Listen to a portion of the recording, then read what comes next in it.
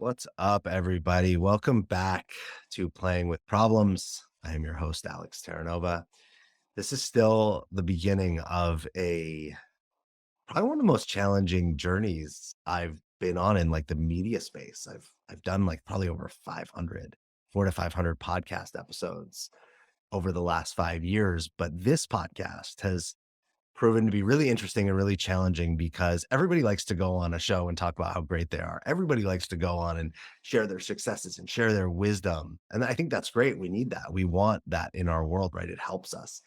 And I don't know about you, but when I look at social media, when I look at the internet, when I talk to my friends, when I'm out with people, most of the time, people are either complaining about stuff, right? Like their city, the government, politics, their job, their boss, their relationship. But it's like that surface level, just complaining, no real results or anything changing. Or people are kind of bragging about their wins, which I think is also really important. We should be bragging about our wins. We work really hard to achieve them, and I think we've cultivated a narrative in this society where when we look at media, when we look at TV, when we look at, anything that's outward, we see all these people winning and we never see what they're actually struggling with. We see moments where somebody goes online and we'll see their vulnerability, they'll cry, but we don't really see all the challenges and all the struggles that people who have made it and are making it are struggling or challenged by. And I think that's really important because it creates a false narrative inside of us that we should have no problems or we should be perfect or we're not good enough. So I'm really grateful uh, for the people that are willing to come on this show and not only share how they've made it and why they're successful, but what they're actually currently struggling with and challenged by. So you can see a little bit for yourself, some of yourself in them. And hopefully, not only can we move them forward, but we can move you forward in the process with some ideas, with some brainstorming, with some advice, with some coaching, with some consulting, with just bantering, with having some fun. So I want to tell you a little bit about our guest today. Um, he is the founder and chief elevation officer, which is when I read that, I was like, well, that's a cool title. I don't know what that means. We're going to have to ask him, but the chief elevation officer for Trinity Growth Solutions. So he and his team help leaders and entrepreneurs simplify their lives more successfully, which I love. We're going to have to like get into what this means. He spent 20 years in the financial world and he realized, I love this too. This is a great how he wrote this. His ladder was up against the wrong wall, which man, I can like resonate with that. Spending 15, 16 years in a different industry and finding no real satisfaction or joy. He had a life-changing experience as a caregiver along with his own health scare, and it helped him to realize his priorities. And he realized that he did not have the kind of circle of people in his life that he wanted. So Jim learned how, I just told you his name, but he learned how to pivot with purpose. And through the power of intentional connecting, he was able to build an online global circle that's changed his lives and the lives of others. His vision is to help as many people as possible to reach their goals and live a life that they were created for. Wow, this is good. This will be fun. So Jim Lomot, welcome to Playing with Problems. How you doing, man? I'm doing great, Alex. It's a pleasure to be here.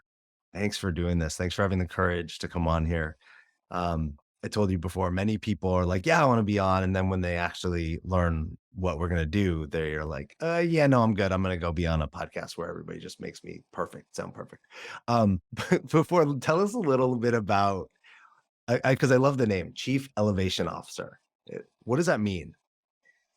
Um, what it means is that at this stage of my life, the direction I wanted to go in with Trinity Growth Solutions was really making life about others, um, elevating others, pouring myself into others so that they could live their best life. So that's really what it is. The buck starts and stops with me with whatever I'm doing. So I just wanted to kind of put a little twist on the word CEO. And really, that title is just about pouring into others and helping them, find out what they really want. They can work. They can work with me, even in my organization. But Yeah. ultimately, it's finding out what they want and elevating them to get there. Do you find that as you support others and elevate them, that it actually comes full circle and like elevates your company? Absolutely. In fact, it elevates my life. I mean, when I think about my journey and the things I've faced, and hopefully we'll unpack some of that today. Um, I'll tell you, the real joy has come from helping others achieve and live their dream, grow into the life they were created for. There's nothing, I think, it more it satisfies at a soul level Mm. that I think you can't get really from any job. I love that. I really do believe, we can live a good life, like kind of lone wolfing it, like on our own, just taking care of ourselves. We can live a good life, be fine. But if we want to live an extraordinary life, a great life, a life filled with satisfaction, fulfillment, true peace, enjoyment, that actually comes from stepping outside of ourselves and going beyond. And that can look a million ways. There's no right way. Um, but really the bringing others up with us, and so many people don't see that. They're like really focused on themselves or their business, or, so many business owners too are like really like bottom line, right? It's very like capitalistic. Bottom line, look at the numbers. And they miss that. Man, if I actually poured into my team or my staff, that bottom line will go up. It just goes up in a different way. Yes, and think about the messaging that's all around us. Have it your way, right? And other marketing slogans. It's so centered on me, me, me. And I think the more people have a taste of helping others win, that's for me. I mean, believe me, I was type A driven, all about me for a large part of my life. Okay, until some of the things you mentioned in the beginning. That shift. Perhaps it's with age. I don't know. Perhaps it's staring down that barrel, knowing you're on the back nine of life instead of that front nine. I don't know. But I'll tell you right now, anyone who's listening, real joy comes in helping others. Let's talk about, I love the line that you said, simplify their lives more successfully. And you and I were talking before we hit record Yeah. about, often we think, I'm a perfect example of this. I thought I needed an empire, like all the money, all the success, all the accolades to be happy. And then I've realized that's not what happiness is about at all. Now you can have that too. It's not like it's one or another, but that I was conditioned to think I needed all that to be happy. And what I've realized is happiness is like the love of my partner, a walk on the beach, playing with my dog, being able to take a nice vacation. It's not having 25 companies and $1 billion. That's So right. that really, I love that line. What does that mean to you, that simplify their lives more successfully? Well, first of all, that line literally, it was like one of those things that hits you like a lightning bolt some years ago. It was like a divine, string of words that just resonated in my soul. And I didn't know how it was going to manifest itself, but I wrote it down anyway, not knowing. Mhm. And I think, first of all, success is subjective. What is success? What makes a person successful, or our feelings of what makes us successful. I think you got to go through the journey. But what I absolutely have learned, and this is not about living like a minimalist in a cardboard box. Hey, there's nothing wrong with that if you want to do that. Yeah. But what I have found is we're living in a world that we're constantly being inundated with more, being bombarded, right? Distractions that are just giving us, you know, decision exhaustion, but less is more. It's learning to live, you know, in a more productive state. Okay, more productive, but not as making it less insane. So insanely productive, sanely. So simplifying, it's still about wanting to be productive. You're not sitting in retirement and golfing and doing nothing. Again, nothing like not there's anything wrong with that. But again, simplifying life to the most vital things, the most important things. And when we focus on those key little small hinges, right? Moving the big doors to be cliche, then we realize we end up feeling so much more successful, I think, ultimately in who we are and what we're trying to achieve. But it's about that less is more mentality. How do you do like so how do you incorporate that less is more mentality into your life, and how has it made you successful? Absolutely. I think getting laser beam focused on my vision for my life. that intentionality, that you'll hear me say that word a lot, but it starts with intentionality because I feel too often we're moving at other people's whims and what they want us to do. And granted, well, we all have responsibilities, but being able to step away and what I've learned to do is sit back and again look at what are my vital things that I need to accomplish what I want, and those trivial things. Quite often, it's those trivial things that tug and pull at us that are easy, right? But in order to create true leverage in my life, it's trying to get to the heart of what are those few vital things that are going to move the needle. So I really try to get when I help others for them to get clear on what are those vital needle moving things, and let's start eliminating the other stuff, and that ultimately simplifies lives more successful. I hope that makes sense. Yeah, is there anything you do on a like a daily basis to effectively do that? Yes, actually, I start on Sunday evening, and I look at. I'm very much about organizing a calendar, having each activity that I'm going to do for the week, and just look at my activities. And I'm not a tech savvy guy because I believe in more aptitude over apps. You'll often hear me say, I believe in having stronger aptitude is far more important than having the latest app. So sitting down in a practical sense on what is upcoming for the week. And then I'll actually go over all my activities and I'll say, okay, I've got three big goals. I've got kind of a sheet that I use to identify my big three goals for the year. And then I sit down, where my weekly activities fit and what things kind of fall into that fourth little quadrant area that are really trivial that I want to minimize. So it's intentional activity. I'm looking at what I have upcoming and what things that are going to pull me away that are tempting, maybe like spending too much on social media or too much TV, things that are fun, but it's not going to create a successful life in again, what that means to me. Yeah. I love that. So I do on Monday mornings, me and my fiance take a walk on the beach and we get out. It's like 6:30 a.m., 7 a.m., right? We get out kind of not too crazy early, but like sunrise. And we take a walk and we do a check-in. And we have a list of questions. It's not anything anyone could do this. It's not complex. We made up the questions, right, together. And it's about our relationship, it's about Mhm. ourselves, and then it's about our business. Now, when we have a child, it'll also we'll probably add a couple more questions to reflect on how we're doing as parents. Um, and we take a walk, and as we walk on the beach, we go through these questions and we answer them. And some of them have to do with like I love that you said like looking forward, like what's ahead this week, what do we need to prep for, how can we support each other. And I'm often surprised that when I offer this exercise to people, it's like I don't have time, right? Like my partner doesn't want to do it, or they just like forget. And I'm not saying like, look, we have weeks where we don't do it. Like it happens, right? We're traveling, we're not here on a Monday. Maybe doesn't happen, but I would say we do our best to make it happen most Mondays. And man, as I hear you, it's like, how do you expect to be successful at anything, whatever it is, your relationship as a parent, as a business owner, with your health, if you're not doing some form of checking in and then also looking at like what's ahead so you can like be more, kind of keep the train on the tracks. I love it.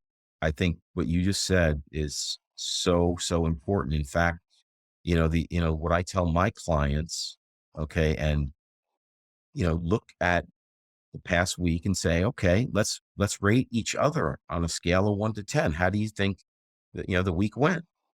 And then ask the person, if they give you on a scale of 1 to 10, they give you an 8, turn around and ask them what would have made it a 13. Have that conversation. That little activity is what I call tending the garden. And unfortunately, even in my own life, I'm guilty of not tending the garden. This is through, again, my own experiences to where I am now, with the direction of my relationship. So, I'm passing that wisdom on from experience saying, look, you don't tend the garden, you don't make the time. This is what could happen. Right. So before we jump in, I want to get to some of the challenges that you're facing or what you've done. But I also want before we go there, I want you to tell me how do you define success? And then the second part, and you can kind of flow right into it, is um why do you feel you're successful in the way you define it? Or I think ultimately the way I define success is being able to do what I want, when I want, with who I want, and really being able to surround myself with, who I want, and making the tough choices to eliminate and see less of the people that maybe aren't as um, positive influences in my life, because they're people we have to see, and that's okay, right? But I want to be able to spend as much time with those that I truly want to spend time with, not feel forced. To me, the worst thing is feeling like a slave to life. Okay. And I think, at the risk of sounding cliche, we make our decisions. If we keep just going through life, and eventually those decisions will make us. And then that second part is, so how what makes you feel like you've succeeded in this area? Like, what is Um, it about your life that we can look at and kind of use yes, you as a model for? I think ultimately, what has made me successful now is I got to a point where I looked at my life and I said, I don't like what I see. Mm. And I made a decision. Everything starts with a decision, and then looking at things honestly and go, well, what do I need to do? All right, to get back on track. And I've done the hard work over the last 4 or 5 years, but really hard work over the last 2 or 3, that made it evident that certain things needed to change in my circle. A lot of things needed to change in my circle to actually ultimately get to the place where 'cause I'm still look, anyone who hears this, I'm not there yet. I'll probably never really be there, because to me, there is not a place. It's just an ongoing evolution. So, not achieving a successful place, a destination, it's going to be the rest of my life just trying to continue to get better, pouring into others, and just keep going. Because nowhere is it said biblically or anywhere else that we have to retire. I think ultimately it's about continuing to grow. Okay. So I believe I'm successful because I made hard choices. And now I'm seeing the fruit from those tough choices in terms of what's coming into my life.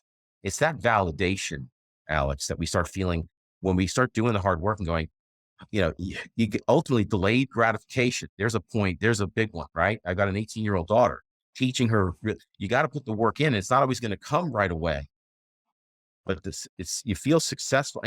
When I'm working with someone, people, part of my team, it's reminding them of delayed gratification, do the hard work. But everyone wants to know and be validated. Everyone.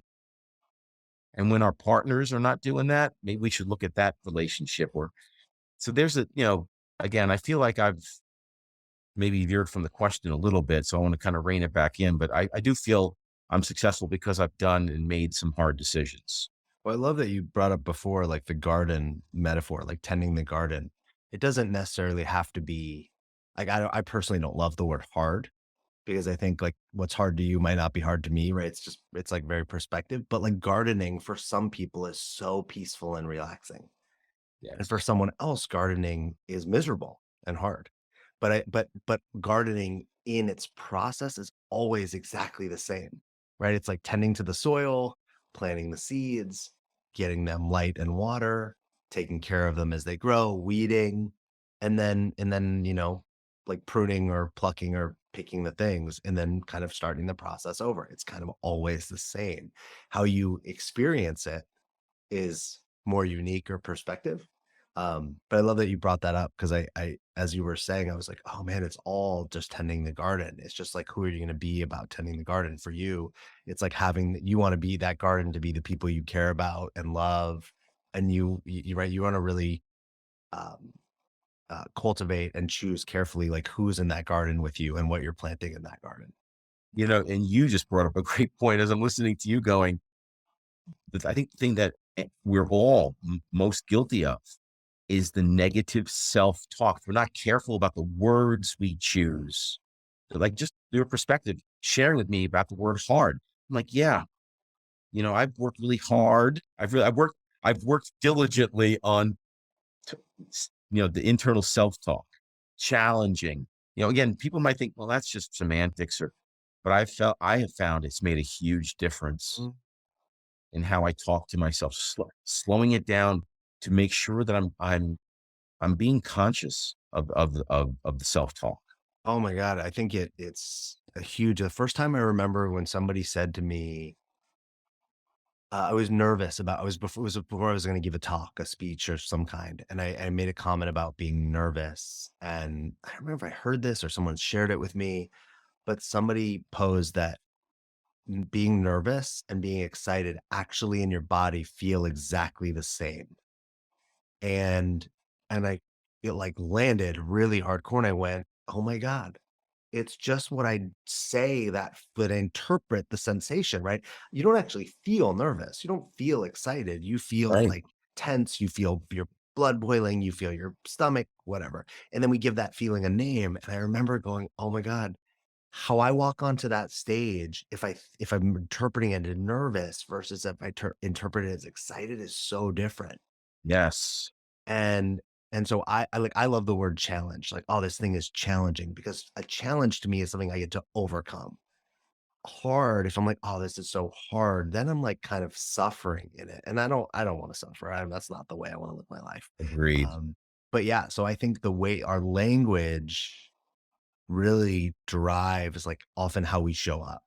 Like, the Mhm. energy and being that we bring is communicated through the language first that we say to ourselves, and then it comes out to others and in the situation. No doubt. And again, I think it's the society we live in, everything faster, faster, faster. It's really easy to not be conscious of those words Yeah, and go far off, far off the reservation, man. So if we can, as a society, learn to slow it down. And maybe that's pipe dream. I don't know, but at least yeah. my life and those that I believe it could be done, to achieve again the better life, that success, whatever success is to you, more achievable when we do that. Absolutely. I mean, for me, I wake up really early now, and I used to, like, go to the gym and meditate and do all these things early, and now I do the things that I love first. So I write in the morning, I create things. I think things that I, like, actually really enjoy doing, so then waking up isn't really difficult because 'cause I'm like, I'm excited to do this thing. It's not like a burden, and to me, that's also slows the day down. I Mhm. end my day because I wake up and start so early, I end the day earlier. I don't live at the pace like the society's time clock or schedule. I cultivate it. And I remember when I started my business, I was like, "Ah, I have to be available when clients want me available, right? I have to be on the clock." And now it's like, no, people want to work with me. They fit into mine. And it's not a like then they lose out, right? It's a win-win. We find it so that it wins for them and Right. a win for me. But yeah, I think we have to intentionally cultivate. If we want it to go slower, I moved out of New York City. I didn't want to move back to LA. Moved to a beach suburb in Southern California. Right. I live in a way that actually cultivates the slowness. Oh, Um, I love what you just said, though.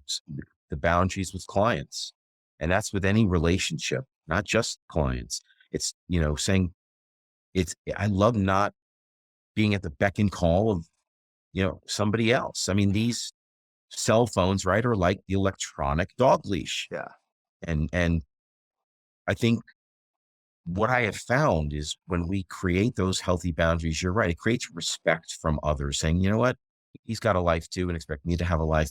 Might be a little awkward at first, but that's a big one in my life as well, where I'm not just jumping. And it's funny to watch friends of mine who, if you don't respond right away, something's wrong. yeah. That's that to me, that's where, we could use some, detoxing perhaps, of electronic detoxing rather. Let's transition a little bit. So I know you've overcome a lot in your life, and I don't we you can share for a second if you want about that. I really want people to understand like where what we're actually looking at right now, like what the challenge you're facing now is. Um what's the biggest kind of obstacle challenge, the thing that you're having the most difficulty with right now? I think right now, because of, you know, different, obstacles from the past, ultimately, it's led to a place where I'm right now seeing a, 30-year relationship coming to an end. 25 years of marriage and an additional 5 years, with someone that, you know, when you started or when I started, you wanted it to be for life. I Yeah. mean, my parents made it to 50 years. And, that's what good or bad, they stuck it out. I mean, they were older depression era. So maybe at different times, I don't want to use that as an excuse, Alex, but anyone who's dealing with um, a, any relationship, whether it be work or personal, where they've done something for a long time and now something's coming to an end Mhm. and being able to pivot with purpose away from that towards my next life with purpose and not regress from all the hard work that I've done because it's the biggest challenge I've ever faced. Are you willing to share, like, how it feels, right? You, like, talked about it more,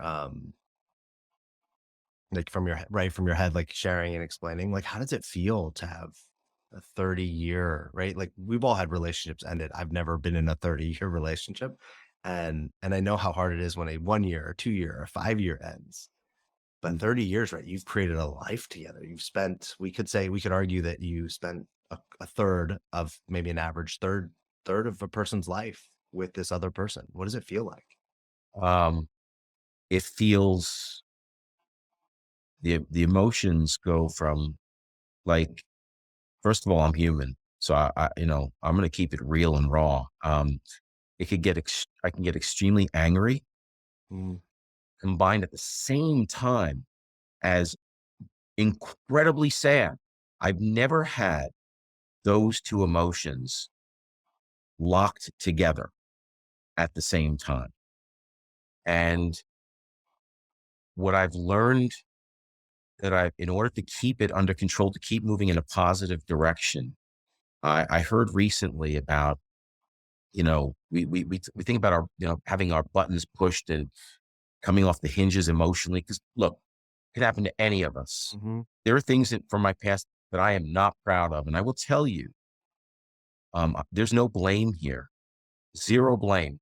I own so much of the challenges that and the struggles, but they've gotten me to this point, but I needed to take back my buttons and showing growth and maturity, I feel, are not allow it part of it's not allowing people to give them your buttons to push. It's taking those buttons back and saying, I own these and keeping it together and just trying to walk with love every day. As hard as the the the feeling of getting really angry and really sad, it's the shift to gratitude and love that keeps me sane. Gratitude and love. Mm. Do you let yourself do you give yourself time or space to feel the anger and the sadness, like, when it shows up? Oh, you know, my good friend Heather has been walking with me so closely from this journey, and she taught me because I don't think I was doing such a good job in that area. Yeah. Okay, I was keeping it kind of bottled in, and ultimately that would lead to exploding, and that's not good. Um, but absolutely, I could say now I've learned to let it go and let it flow. I mean, you know, um, I'm walking through the belly of it right now, and it's the hardest point right now. And there are times when, we sit here, I got it all together. I'm successful. If people saw me, they'd go, you don't look, but I don't care. Letting it out and letting it flow, as I think, it, it's necessary. I'm learning that. I'm learning how to do that. So anyone who hears this, maybe that's something that, they'll take and be able to run with to help them, I hope. I struggle more with anger than sadness. Like, it's easier for me to cry than it is for me to be angry. And Mhm. that's simply because when my childhood, I saw anger was like violent, scary, not good. And I was like, that's I don't want to be like that. Right. And I didn't actually have access to sadness for a long time. I've been able to cultivate that more because I didn't have as much negative thoughts towards it. Neither one is negative, right? But now it's like I've now cultivate both.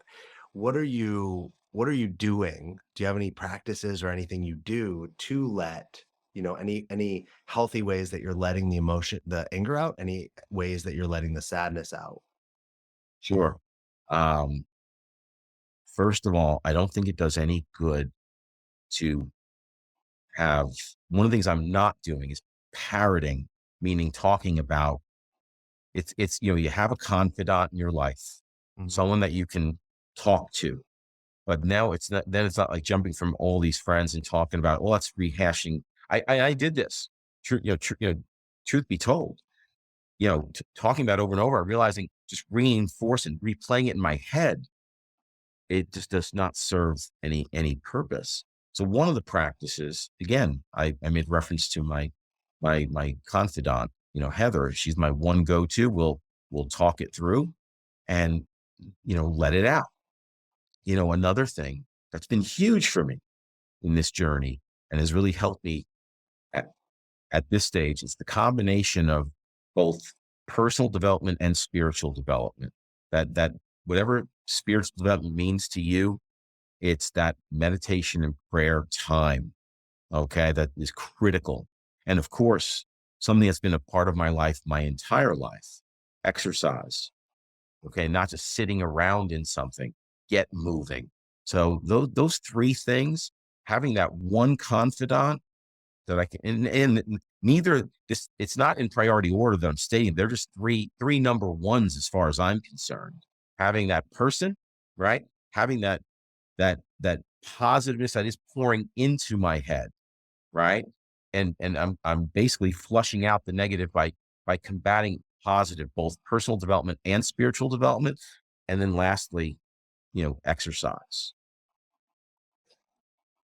How do you want to see this? Right, the relationship is ending. That's just what's happening. Mhm. And right now, it's like it is a challenge, right? You're relating to it as this is the biggest challenge I've ever been in. What's the other side of the challenge? Where do you want to get to that you would feel good about if you got to that place?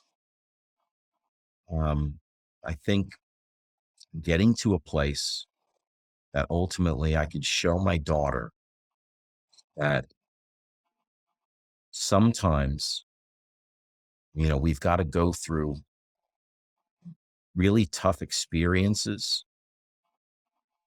whatever they are, and get on the other side to show my daughter, above all else, that you can come out on the other side and you're going to be okay. All right. Um, two people sometimes grow apart. Okay. It happens and it's okay. And even um, if for nothing else, it starts there. So my daughter is the most important person in my life going forward. And I want to be a great example for her. But when I come out on the other side, I just want people to know. I want myself to know it's okay. It's bad things are going to happen, but it's how we react. 100% taking ownership of just saying how I react now and respond is everything because I couldn't control everything. There were things that I did that contributed to the relationship ending. But I think, we talked a little bit about boundaries, having the boundary, knowing not everything. Okay. I'm not going to own everything because there's always two people in a relationship, Alex, and they're going to bring their part. So understanding that I don't have to own every part of the blame. Okay. But you be responsible, react accordingly, and just come on the other side and realize you can be better from the experience and walk in love. Ultimately, it's about walking in love and being an example to my daughter. I hope that answers the question. Yeah, yeah, I mean, it does, and I just wanna go even further with it, like, where are you the most challenged in walking in love? Um, I think it's where I'm most challenged. I think goes back to a lot of the way I grew up, and I think what I saw in terms of um, a lot of the, I guess, yeah, growing up with people who were depression era older, emotions weren't always shown as much. European depression era, so we didn't show love as much. People might have said it, but they didn't show it. So for me, the challenge is, as I talk about walking in love, it's just being able to say, um, through my actions, I'm just, I'm going to, I'm going to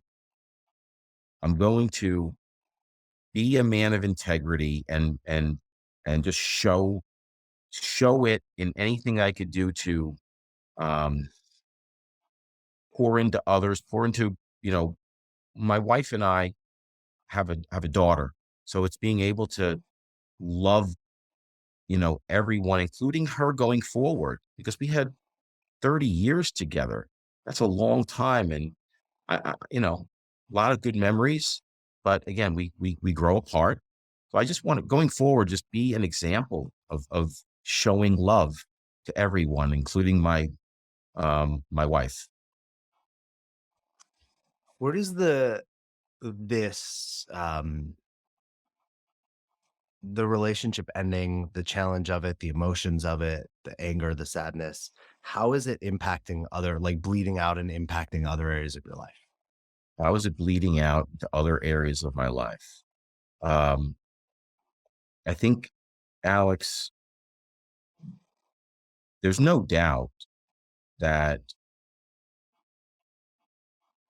it's made it more challenging to stay focused and productive. That again, Yeah. I'd love to just tell you, "Oh, no problem." Yeah. Yeah. No, it's certainly where, like, taking a break and saying, "You know what? I just can't do that today." Okay? Um, but there's a fine line I found that you can use anything, including this, as an excuse to not keep moving. But I think it's the old proverb or saying about, it's okay to stop once in a while, but, keep your feet moving. Just keep your feet moving. I've had to slow down. I've been less productive, and that's okay. Okay. As I go through this, but keep my feet moving. I love what you just said. I can't do that today. Like, that's actually totally acceptable. I think Hmm. that, you know, I it's funny, I did that yesterday. I'm pretty committed to my health, my wellness, working out on a regular basis. Not perfect, but like consistency, discipline around that. And yesterday, it was like I could actually get a nap and get some rest in, which I felt like I really needed based on the challenge, the my everything I'm holding right now. And that voice was like, "You said you were going to work out."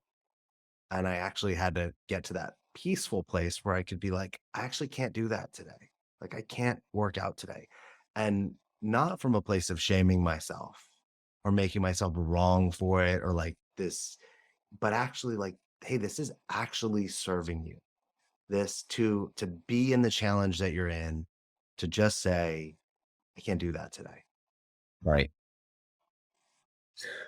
And as I hear you and I think about, doing the same thing every now and then, one of the most important things that I've done over the last few years was building that intentional positive network of people around me, the supportive people that have literally told me, we're not going to let you stop during this process.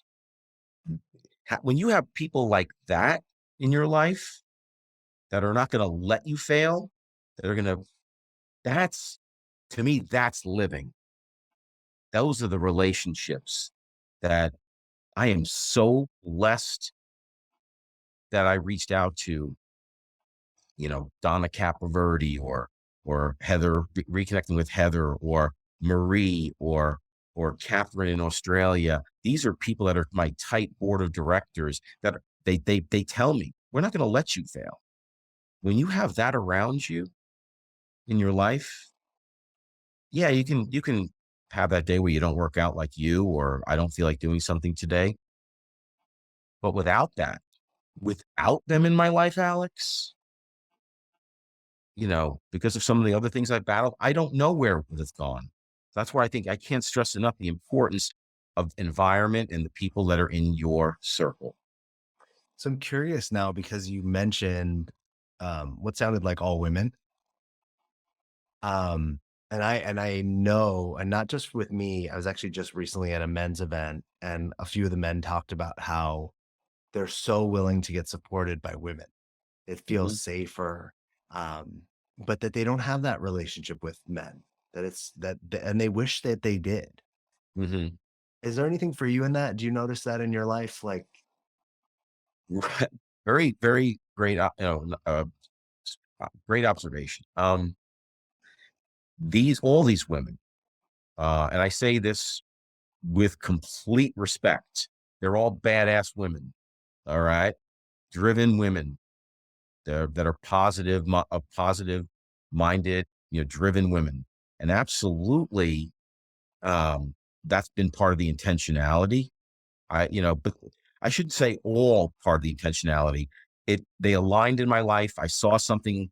We we connected, and we meet regularly as like accountability type of partners. That's what the kind of relationships that we've got. And over the last few years, they have that in common. They're all unique and different, but maybe there's a that when we talk about leadership in the 21st century and more empathetic, more emotional intelligence, I think there's something to that part of it. Now, there are one or two guys that in more recent months have stepped up where I've connected with, um, like my good friend Andy McDowell down in Georgia. People like that who absolutely fill a space with another man. But these other women, um, it wasn't by coincidence that I think again that those relationships developed, and how they're able, and make no mistake about it. I think I bring something into their life and push them to be better. So it's, that abundant exchange that we have together. yeah, do you think there's any, like for you, you know, like I kind of shared with these, do you think that there's any fear or, conditioning, um, that has you not have it? You could still have what you have with the women, but has you not have it with more of a community of men also? Uh, yeah, I think there's still in the back of my mind that there's weakness, Mm, weakness and judgment. Yeah, I think that again, having been raised, by depression era parents, my father, command and control, George Patton type, household. He served in World War II. He's still alive. He's 98 years old, and that mentality, right? Just yeah. yeah, you don't show the emotions too much. But I was always more like my mom, and and I'm so grateful for that. That I feel like I've always had the empathetic, emotional side to me, and I'm just, I think, in some ways, rediscovering that here later in my life. But absolutely, I think it's ingrained that there's a weakness, and don't want to appear weak. So finding other empathetic men who, what I have found again, like mentorship, finding people that have gone through maybe a little bit further on down the road, okay, than what you've been through. And Andy has been able to help me with that because he's a little bit further on down the road with relationships ending. So you see, there was Sure. intentional connecting there. Yeah, I love that you pointed to, right, the conditioning of your dad and that, Not it's not ju I mean, ju I think you're so spot on, like, there's a that generation is, like, a hard work, grit it out, push your feelings down, right? They went through the Great Depression, World War II, great all these really intense, difficult things, and then they saw things like the Cold War and Vietnam, right? Like, they just had it was like every 10 years, there was another thing, and, um, that was a generation really of men who squashed their feelings and pushed it down, and you didn't have that space. So thanks for saying that, sharing that, and note and even just saying the like weakness and judgment that comes up right in the back, like you know Yeah. that it's not necessarily true, but it's there. Yes. What would be, you know, I mean, let me just say this actually differently. You You've lived a great and powerful and successful life. I'm almost saying it like you're the Wizard of Oz or something. Um, but you've lived a good life. You've created success. You've had great relationships. You still have great relationships. You're really committed to your daughter. You're committed to continuing to grow yourself and evolve personally and professionally. Um, and I have this sense that there's a part of you that's like you kind of have it figured out. You kinda like you can I could probably ask you anything, and you could, like, figure it out, give me a really powerful answer. And I you know, it's one of the reasons that you're successful. Um, is there something around this, the relationship, ending, what's next for you that you feel like, "Man, I actually don't know. I don't have that figured out." Wow. That's a great question. And, you know, I think it, as far as what I don't have figured out, that is absolutely scary is what what will it look like to even try to step into another relationship? And I know that's premature when one hasn't formally ended. Sure. And, I'm a student of Dan Millman, Way of the Peaceful Warrior. Mhm. There's no ordinary moments. And, at one point he talks about, take out the trash. The trash is anything that takes us away from when we think too much about our past or too much about our future. All we have is the here and now. And when we truly focus on the here and now, it's amazing what we can accomplish. But I'd be lying if I didn't say that it scares me to death after pouring myself into not always very well, because I didn't tend the garden well enough. It's what will a relationship look like going forward? And can I be vulnerable? That scares me. I don't have that part figured out, Alex. And at this point, if you asked me, I can't even fathom having another relationship like ever. The way my state of mind is now. So success, I don't, I don't, I don't, you're not, it's not that you're not successful if you're not with someone. People can go through life by themselves if they want. But I believe in my heart that we were meant to have relationships. That's a fruitful life. So to me, success is about relationships. Okay. Not the size of the bank account at the end. Because as we famously know, Gandhi was an amazingly successful human being with incredible impact, with about $1,000 to his name when he died. So again, I challenge the idea that you have to have a large bank account to be deemed a success. Thanks for sharing with the scary what's actually scary, that future idea. Can you look a little like go a little bit further? Like what's without I love that you're like, hey, I'm not even there. I don't need to even be there, right? Like I'm not even I am curious though, what's so scary about the idea of a future relationship? Uh, Being vulnerable and Mhm. being hurt again, Yeah. Yeah. being hurt, Yeah. because at the end of the day, I didn't want what's happening in my relationship, but I certainly contributed to it massively. Um, like anything else, I think we can get comfortable in where we are.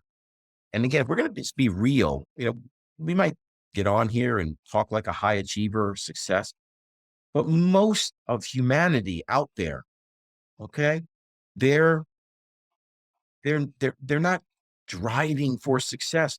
They just want to do the best they can in this life and go through it. All right. And the idea of just um, being able to not not know that as far as how to deal with that, I don't know. It's just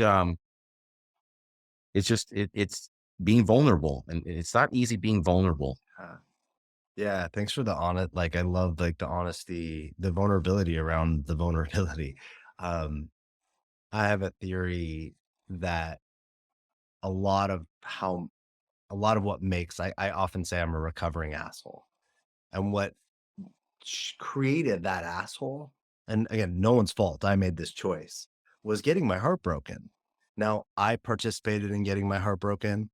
I made the choices, I dated the people, I lied, I had no integrity, I screwed things up, right? Like, I created it. I can't not blame anyone else. That, to your point, like, there were other people involved, but I am the creator of, right? I'm the only one I can that it's my life. I gotta take responsibility for it. But the heartbreak, like, I remember getting my heart broken, and that idea of, well, if I actually put myself out there again, this pain could come again. So why don't I just shut that down, close myself off, and then I won't have to experience that pain again. And right. And I think, like, and it was very young. I think a lot of men do that, which is how men get, not necessarily all become assholes, but often men become in the inability to be vulnerable, to share their feelings, to share their heart, to really let their partners in, to really connect with their buddies, or the women in their life, or the men in their life, or even their family, because of that fear. That fear of, like, really being heartbroken. Um, so here I have a follow-up for you on this. If you know that's your fear, and you also, I take it, are somebody that's like, "Hey, I'm not committed. I'm not committed to, like, living with that fear. I'm not committed to being afraid to be vulnerable or hurt again." Um, how could you practice, like, opening your heart, being vulnerable, and not, like, stepping into the fear? Not in a way of creating a new relationship, because that's down, but, like, right now, how could you practice that outside of cultivating a new relationship? Remaining others focused, serving. I think magic happens when what I've witnessed in my own life by because I was incredibly selfish. I was listening to you talk and going, yeah, sounds like me, right? I was so selfish, man. Um, if I stay there too long, Alex, then I'll get depressed and angry and all that kind of stuff. There's no point. All right. I'm here now. And I've turned from that and worked really hard on turning away from that. But absolutely, remaining outward focused. And then from there, by remaining outward focused, people have come into my life. Okay. Many are wonderful friends. A lot of these, that these relationships were built during the pandemic where I haven't met people face to face. I'm slowly, very slowly, like when I was up in New York recently, someone who I've been in an online relationship as part of masterminding and other things. I mentioned her name earlier. We didn't for 2 years. We saw each other through a screen like you and I are seeing, and finally we met face to face. It was beautiful. I realized belly to belly, unbelievable. But by remaining outward focused, because that's where a lot of that came from. I created these groups and stuff because I was outward focused. And then perhaps one of those relationships maybe turn into something more. Who knows? Mm, All I know is I think I read somewhere statistically, how relationships later in life that become like romantic type relationships often are rooted in friendship. So guess what? I'm going to start with being an outwardly focused good friend. Mm. Um, I'm like pulled because you read it, you did your research on me.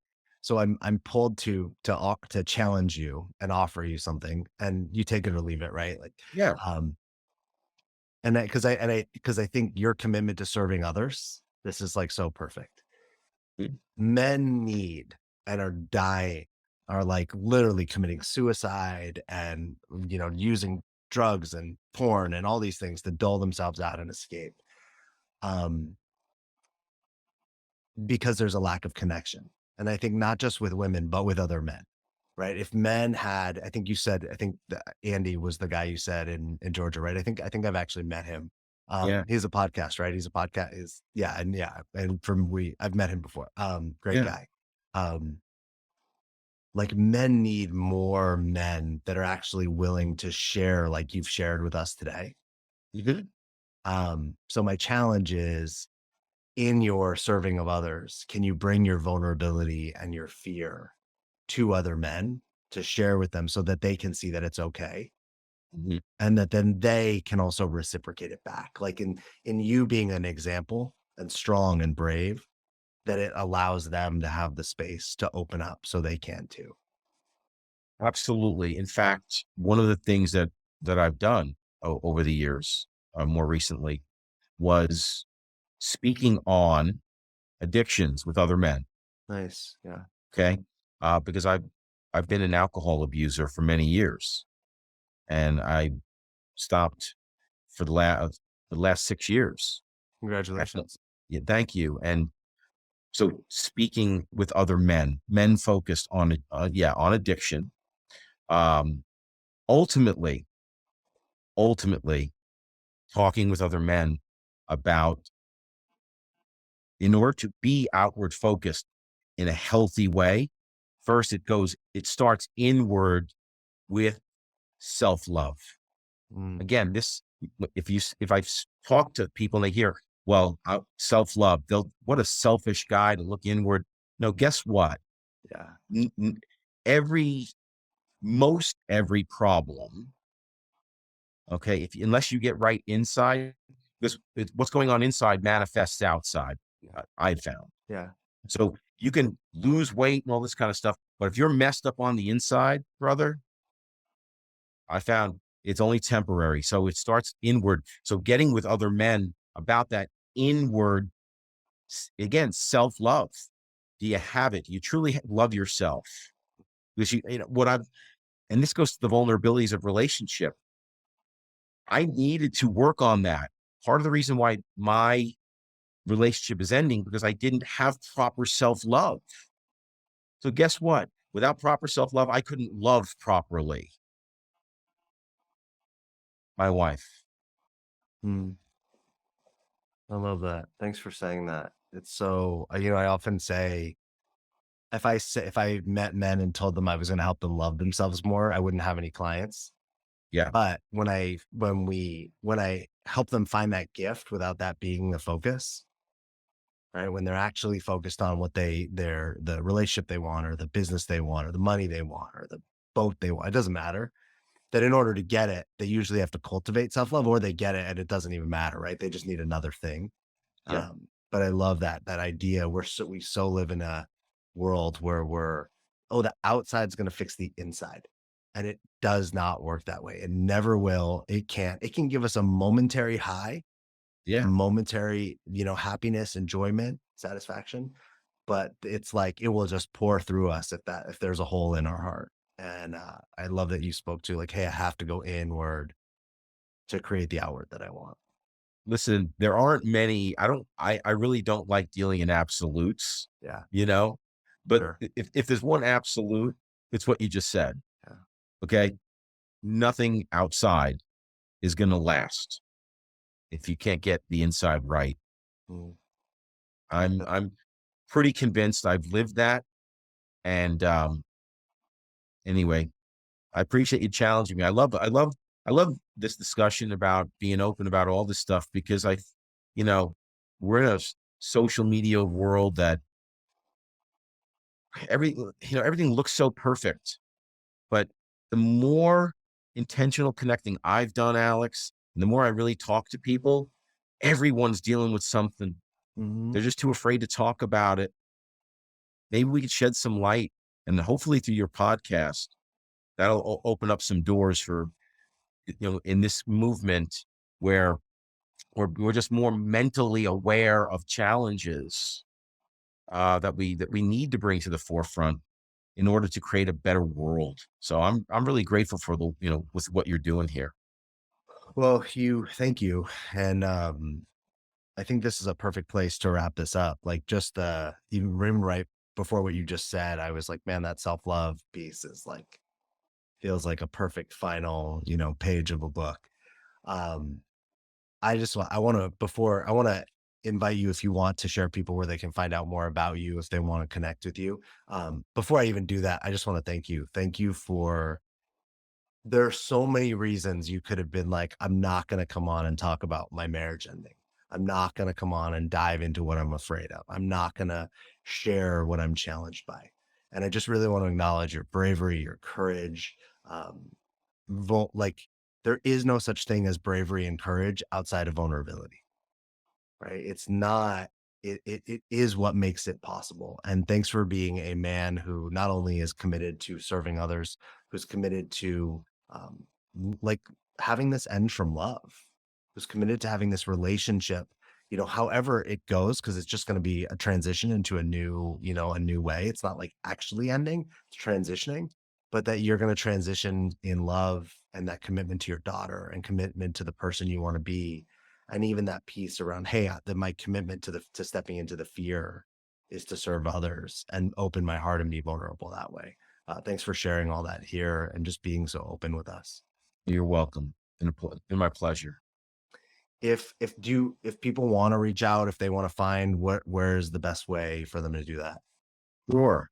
People can connect with me on LinkedIn, Instagram, Facebook, Jim Lomot, or if they want to email me directly, it's Jim at pivotwithpurpose.life.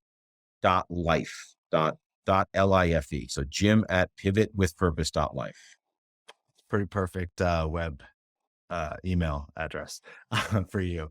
Jim, thanks again. And just before we wrap up, I just want to, my goal and my wish with this podcast is not only that my guests have an incredible experience and get something for themselves, but that the listeners get insight into themselves and their lives and get to move something forward or see something in someone. Maybe they realize they're not alone. So I know that it's there for you in this. And thanks for listening and being here. And if you feel like you want to be a guest on this podcast, you can reach out to Alex at thedreammason.com. You can check out all my things at thedreammason.com. And if you know somebody who you think should be a guest on this podcast, feel free to also, we won't force them, but send them our way and or connect us with them. We would love to hear from them. And I guess we'll see you next time. Thanks, Alex.